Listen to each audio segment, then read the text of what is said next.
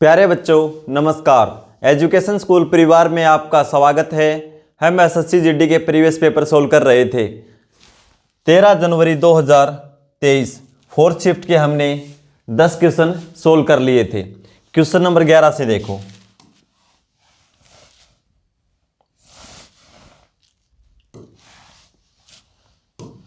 Question number 11, yes एक कार्य को 49 दिनों में कर सकता है और नमन उसी कार्य को 35 दिनों में कर सकता है। सौरव समान कार्य को 7 दिनों में कर सकता है।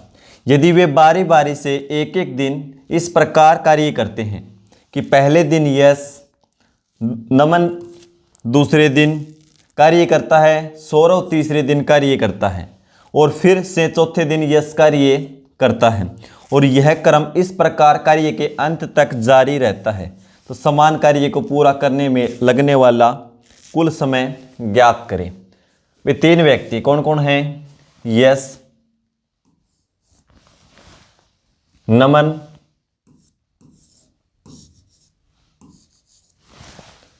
और सौरव।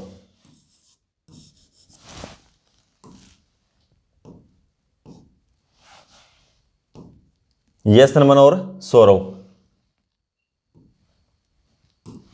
देखो, यस एक कार्य को 49 दिनों में, यस करता है 49 दिन में, नमन करता है 35 दिन में और सौरव 7 दिन में। कुल कार्य के लिए इनका एलसीएम ले लेंगे। एलसीएम देखो भाई, 7, 35 और 49 तीनों में 7 कॉमन है। ठीक है, तो इसमें 7 कॉमन ले लेंगे। इसमें क्या बचेगा? 7 और यहाँ 5। 7 और 5 की गुणा कर दें, कितना हो जाएगा? 35। और 35 को 7 से गुणा कर दो। 7 5 35, 3 21 और 3 24। एलसीएम हो जाएगा 245। अब यस करेगा एक दिन में, 49 से भाग देंगे तो 5 यूनिट, 35 से भाग देंगे तो 7 यूनिट और 7 से भाग देंगे तो 35, क्योंकि हमने 7 और 35 की गुणा की थी ना, दोनों की गुणा ये है, तो 35 से भाग देंगे 7 और 7 से भाग देंगे 35। ठीक है, अब देखो, पहले दिन यस कार्य करता है, दूसरे दिन नमन और तीसरे दिन सौरव। 5, 7 और 35 कुल मिलाकर देखो, पहले दिन ये काम करेगा, दूसरे दिन नमन, तीसरे दिन सौरव। 3 दिन में कितना कार्य हो जाएगा? एक साइड तो लिख लो समय और एक साइड लिख लो कार्य। समय देखो 1, 2 और 3, यानी समय लगा 3 दिन, क्योंकि पहले दिन यस ने, दूसरे दिन नमन ने, तीसरे दिन सौरव ने कार्य किया। 3 दिन में कुल कार्य कितना किया? 5 और 7 12, 12 और 35 47। 3 दिन में 47 यूनिट कार्य हो गया। कार्य कितना करवाना हमें? 245 यूनिट। तो इसके करीब लेके जाओ। किस संख्या से गुणा करूं? 4 से करेंगे तो यानी 160 और 28 160 और 28 188। 5 से करेंगे तो कितना हो जाएगा? 200 और 35 235। 6 से ज़्यादा हो जाएगा, तो 5 से गुणा कर दो, तो समय भी 5 गुना हो जाएगा और काम भी 5 गुना। 5 7 35, 3 20 और 3 23। 235 यूनिट कार्य हो गया। कितने दिन में? 15 दिन में। ठीक है, अब 16वें दिन कार्य कौन करेगा? यस, यानी एक दिन कार्य करेगा। ठीक है, और एक दिन में कितना काम करेगा? 5 यूनिट। तो कार्य कितना हो जाएगा? 235 और 5 240 यूनिट। अब कार्य कितना शेष है? 5 यूनिट। ठीक है, 5 यूनिट में 240 कंप्लीट हो चुका है। अब कार्य शेष है 5 यूनिट। तो अगले दिन कार्य करेगा कौन? नमन। नमन एक दिन में कितना करता है? 7 यूनिट। और कार्य कितना है? 5 यूनिट। तो नमन कितना समय लेगा? 5/7 दिन। ठीक है, बेकारी 240 हो गया था, 5 यूनिट शेष है। और अब बारी नमन की है। नमन एक दिन में 7 यूनिट कार्य करता है, तो 7 से भाग दे देंगे, 5/7 दिन। तो समय कितना लगा? 15 और 1 16, 16 सही 5/7 दिन। कुल समय कितना लगा? 16 सही 5/7 दिन। ठीक है, 16 7 112 और 5 117/7। जैसा ऑप्शन हो वैसे ही आंसर लिख देंगे। 117/7 दिन का समय लगेगा। ऑप्शन सी हो जाएगा। क्वेश्चन नंबर 12 देखो। एक ट्रक और 4 कारों का औसत वजन 48 किलोग्राम है। यदि ट्रक के वजन को अलग कर दिया जाए तो इसमें 1 किलोग्राम की कमी हो जाती है। ट्रक का वजन क्या है भाई? औसत 1 किलोग्राम कम हो जाता है। तो देखो, ट्रक और क्या है? कार। ट्रक कितने? 1 और कार कितनी है? 4। और इनका औसत वजन कितना है भाई? 48 किलोग्राम।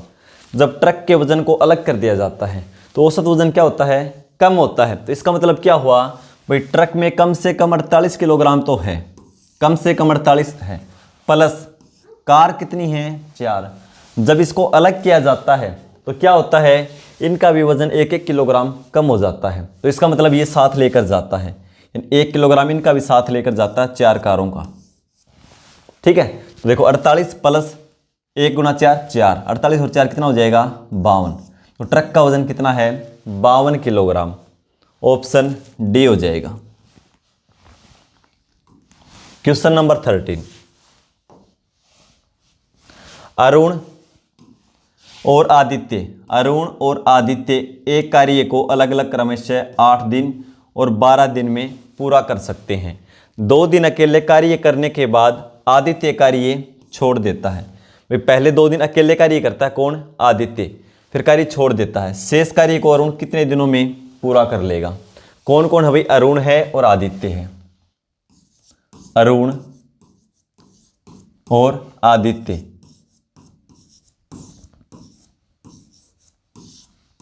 क्या बता रखा है इनका? अरुण 8 दिन में और आदित्य 12 दिन में। कुल काम के लिए इनका एलसीएम कितना हो जाएगा? 24। 8 से भाग देंगे, 1 दिन में 3 यूनिट और आदित्य 1 दिन में 2 यूनिट। क्या बता रखा है? देखो भाई, 2 दिन अकेले कार्य करने के बाद आदित्य कार्य छोड़ देता है। यानी अकेले 2 दिन कार्य किसने किया? आदित्य ने। आदित्य 1 दिन में कितना करता है? 2 यूनिट। तो 2 दिन में कितना करेगा? 2 गुणा 2, 4 यूनिट आदित्य ने कार्य कर दिया अकेले ने, फिर कार्य छोड़ दिया। कुल काम कितना था? 24। 24 में से 4 घटा देंगे, फिर 4 तो हो गया काम। उसके बाद ये छोड़ देता आदित्य, तो कितना बचेगा? 24 में 4 घटाएंगे तो 20। अब शेष काम कौन करेगा? इसने छोड़ दिया तो अरुण ही तो करेगा। और अरुण 1 दिन में 3 यूनिट, तो 3 से भाग दे दो। ठीक है, 3 के 18 बचेगा 2/3। 6 से 2/3 दिन में अरुण शेष कार्य को पूरा कर देगा। ठीक है, 6 से 2/3 दिन। ऑप्शन सी हो जाएगा। क्वेश्चन नंबर 14 देखो भाई। यदि ए की आय बी की आय से 40% अधिक है तो बी ए से कितने प्रतिशत कम अर्जित करता है भाई? तो देखो, ए और बी, ए की आय बी की आय से 40% अधिक है। अधिक किसकी है? ए की आय। ठीक है, किसकी आय से? बी की आय से। एक तरीका है सिंपल तरीके से लिखने का। देखो भाई, बी की 100 मान लो, ए की 40% अधिक है तो कितनी हो जाएगी? 140। इसका रेशियो कर दो, 20 से कैंसिल कर दो 7 और ये 20 से 5, 7:5। फिर देखो क्या बोल रखा है, तो बी ए से कितने प्रतिशत कम अर्जित करता है? ए से कितना कम? पहले तो ये देखो कितना कम हुई? 2। ठीक है, किससे? ए से। तुलना वाली राशि नीचे आएगी। तुलना किससे की जा रही है? ए से। तुलना ए से बटा में 7 और प्रतिशत के लिए गुणा में 100। 100 से गुणा करेंगे तो 2 0 ऊपर ही लगा दो। 200 को 7 से भाग दे दो। 2 बार में 14 बचेगा 6, 60, 7 × 8 56 बचेगा 4/7। 28 से 4/7% कम अर्जित करता भाई। 28 से 4/7। ऑप्शन डी हो जाएगा। क्वेश्चन नंबर 15 देखो। 3 साल पहले कस्बे की जनसंख्या 2,50,000 थी। यदि पिछले 3 वर्षों में इसमें 3%, 4% और 6% की वृद्धि हुई है तो कस्बे की वर्तमान जनसंख्या ज्ञात कीजिए। 3 वर्ष पहले कितनी थी भाई? 2,50,000।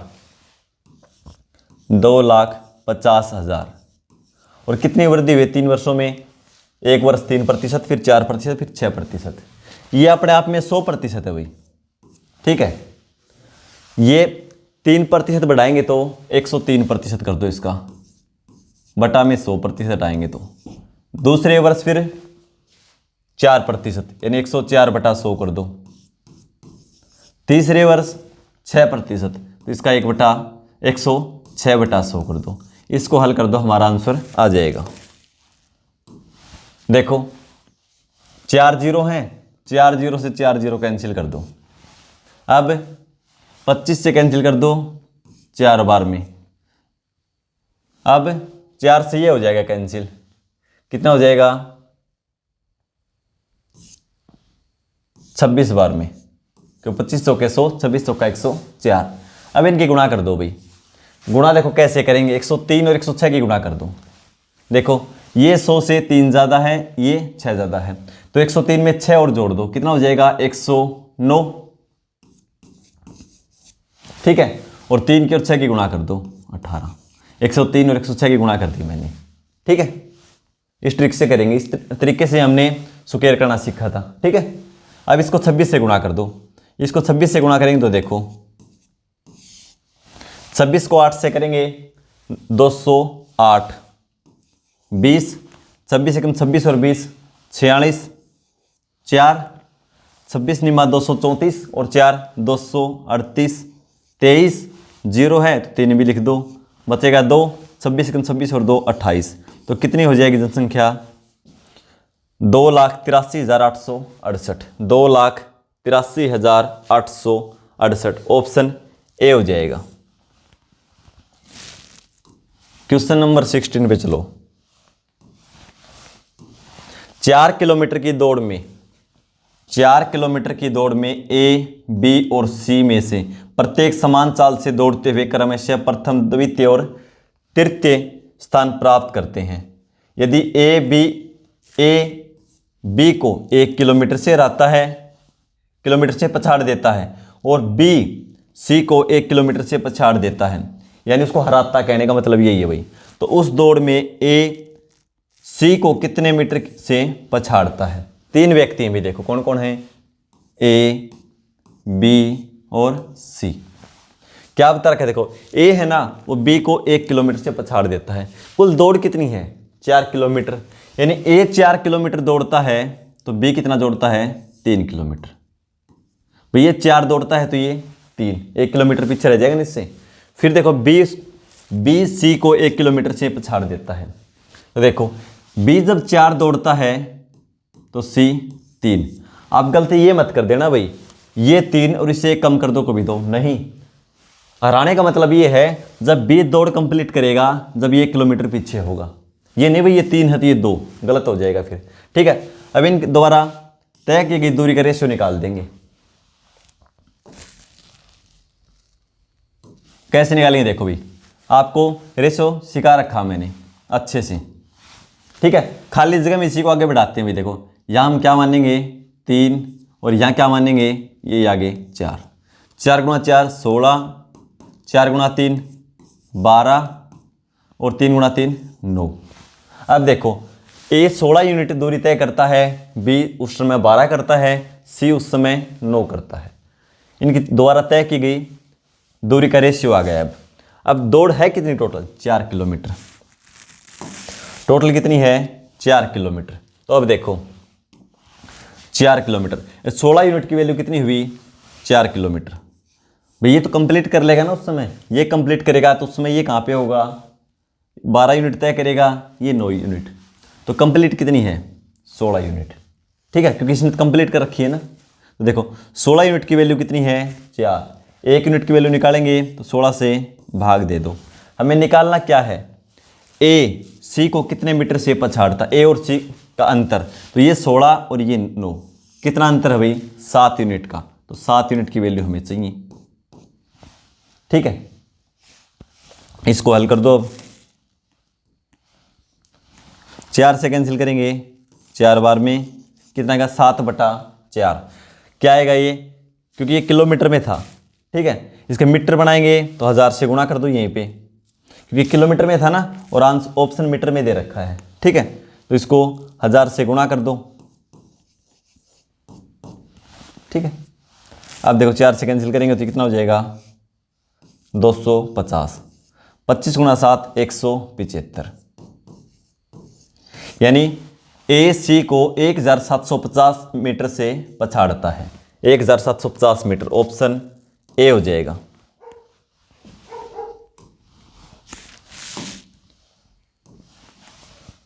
क्वेश्चन नंबर 17 देखो, एक दुकानदार अपने पुराने स्टॉक को क्रय मूल्य से 25% हानि पर बेचता है, लेकिन 30% कम वजन का उपयोग करता है। भाई पुराना स्टॉक है, क्या बोलता है कि 25% हानि पर बेचूंगा, जिस मूल्य पर मैंने खरीदा था उससे भी 25% कम पर बेचूंगा, लेकिन क्या करता है वो 30% कम वजन का उपयोग करता है। उसका प्रतिशत लाभ या हानि क्या है, दशमलव के 2 स्थानों तक सही उत्तर दीजिए। भाई हमने मान लिया उसके पास 100 ग्राम स्टॉक है, ठीक है, 100 ग्राम 100 किलोग्राम कुछ भी मान लो, 100 क्विंटल, कोई दिक्कत नहीं है, और वो 100 ही रुपये का है, उसका क्रय मूल्य भी कितना है 100 रुपये। क्या बोलता है वो कि 25% हानि पर बेचूंगा। भाई 100 ही रुपये का है तो किस मूल्य पर बेचेगा ये, 25% कम कर दो यानी 75 पर बेचेगा, ठीक है।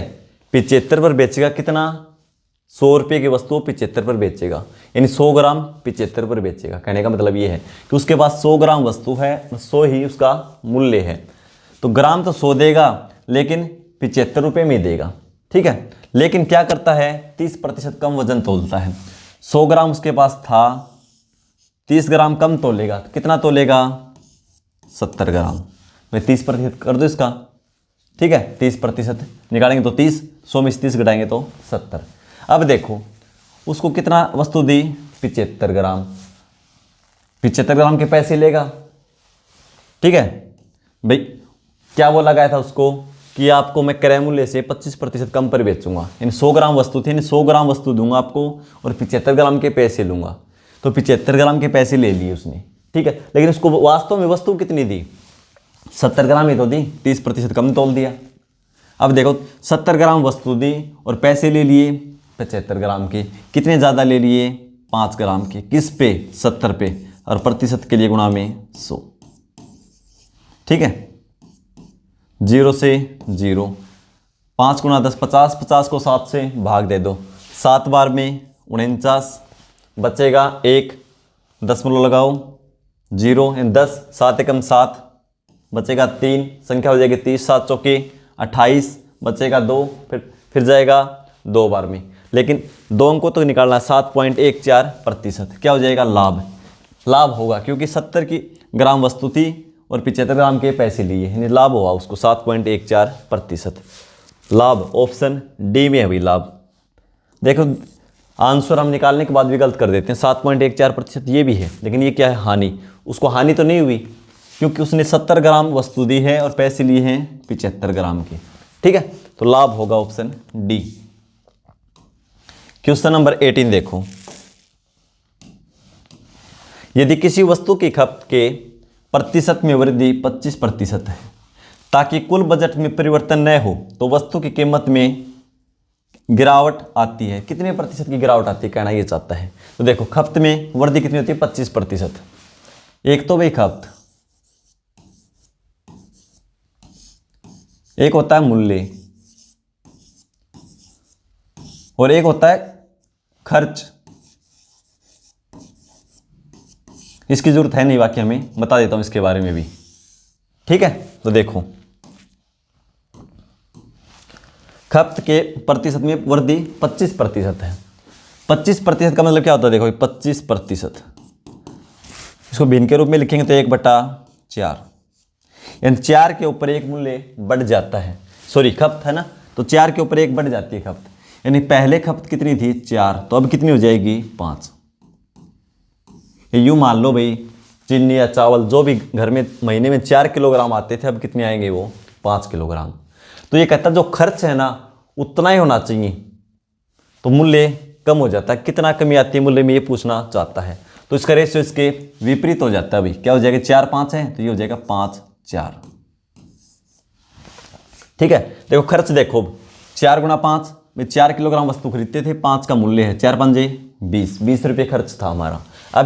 अब भी कितना है, 5 गुणा 4 20, खर्च बराबर है। ठीक है, तो कहता है कि मूल्य में कितनी गिरावट आई, कितना कम हुआ। तो देखो मूल्य पहले 5 था, अब कितना हो गया 4, 5 से 4 कितना कम हुआ 1, किस पे 5 पे, और प्रतिशत के लिए गुणा में 100, 5 से 20 यानी 20% मूल्य कम हो गया। ठीक है, ये आपको समझाने के लिए लिखा था भाई, खर्च कैसे बराबर होगा। ठीक है, यानी 20% खर्च में कमी हुई, 5 से 4 हो गया, यानी 1 कम किस पे 5 पे, प्रतिशत के लिए गुणा में 100, यानी 20% कमी हुई है। Option C. क्वेश्चन नंबर 19 देखो, एक जैकेट का अंकित मूल्य 3500 रुपये है। एक दुकानदार उस पर 5% की एक छूट देने के बाद नए मूल्य पर 15% की छूट देता है और पुनः नए मूल्य पर 20% की छूट देता है। किसी व्यक्ति को इसके लिए कुल कितना भुगतान करना होगा। तो अंकित मूल्य है कितना उसका, 3500 रुपये। यह अपने आप में 100% है। तो पहला डिस्काउंट कितना, 5%। 5% कम कर देंगे तो इसकी वैल्यू हो जाएगी 95%। 95% को हम लिखेंगे 19/20। 5 से पहले ही मैंने कैंसिल करके लिख दिया। ये अपने आप में वैल्यू अब 100% है। उसके बाद 15% का एक और डिस्काउंट दिया जाता है, तो इसकी वैल्यू 15% कम कर देंगे। ये अपने आप में अब 100% है, जो भी मान आएगा। 15 कम कर देंगे तो 85%, और 85% को हम लिखेंगे 17/20। अब ये मूल्य अपने आप में 100% है। फिर एक 20% का डिस्काउंट और है, तो 100 में से फिर 20 घटा दो, कितना होगा 80%, और 80% को हम लिखेंगे 4/5। अब इसको हल कर दो, हमारा आंसर आ जाएगा 2 0 से 2 0 कैंसिल कर दो, 5 से 7 बार में 2 गुणा 2 4, 4 से 4 को कैंसिल कर दो। ठीक है, 19 को 7 से गुणा कर दो, 19 7 133, 133 को हम 17 से गुणा कर देंगे, 17 3 51, 5 51 और 5 56, 5 17 और 5 22। तो क्या पूछा गया है, कुल कितना भुगतान करना होगा। तो 2261 रुपये का भुगतान करना होगा। ऑप्शन सी हो जाएगा। क्वेश्चन नंबर 20 पे चलो।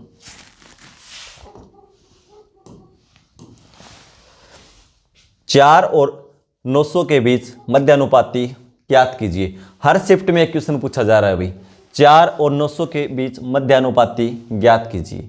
तो मध्यानुपाती निकालना हो ना, तो 4 और 900 की गुणा करो और इसका वर्गमूल निकाल दो। ठीक है, 4 की और 9 की गुणा करो आपस में और इसका वर्गमूल निकाल दो। ठीक है, मध्यानुपाती आ जाएगा। लेकिन आता कैसे है तो एक बार समझ लो। देखो ऐसे लिखा जाता है, ये A अनुपात B समानुपात B अनुपात C। ठीक है, इसको भी हम दो तरीके से कर सकते हैं भाई। एक तो ये है, मध्य पदों का गुणनफल बाहरी पदों के गुणनफल के बराबर होता है। मध्य पद क्या है, B और B। B गुणा B लिखेंगे क्या हो जाएगा, B स्क्वायर बराबर A गुणा C। ठीक है, अब हमें B का मान निकालना है कि मध्य पद क्या है B। तो B उस साइड स्क्वायर उस साइड जाएगा तो ये वर्गमूल। ये चीज़ें मैंने बताया था, इतना ही होता है भाई। इन दोनों की गुणा करो, इसका वर्गमूल निकाल दो। वैसे निकालेंगे तो इसको क्या लिख सकते हैं, A बटा B। भैया आपको ध्यान न रही ये, तो A बटा B बराबर B बटा C। अब क्रॉस गुणा कर दो, B गुणा B B स्क्वायर बराबर A गुणा C यानी AC। बात वही है, B का मान निकालेंगे तो उधर स्क्वायर है उस साइड जाएगा तो ये वर्गमूल। ध्यान रख लो, बहुत अच्छी बात है भाई। मध्य पद पूछा जाए मध्यानुपाती तो A गुणा C और इसका वर्गमूल निकाल दो। ठीक है, यानी B स्क्वायर बराबर AC होता है। यदि A का मान पूछा जाए तो B स्क्वायर को C से भाग दे दो, C का मान पूछा जाए तो B स्क्वायर को A से भाग दे दो, और A का पूछा जाए C से भाग दे दो, और B का पूछा जाए तो A और C की गुणा करके इसका वर्गमूल निकाल दो। ठीक है, तो देखो इसका मान निकालेंगे 4 गुणा में 900, इसका वर्गमूल हमें निकालना है। तो इसका 2 बार आ जाएगा और इसका 30, 2 गुणा 30 कितना हो जाएगा 60, ऑप्शन ए हो जाएगा। ठीक है, तो इस शिफ्ट के हमने बेस क्वेश्चन सोल्व कर लिए हैं। मिलते हैं अगली क्लास में, धन्यवाद।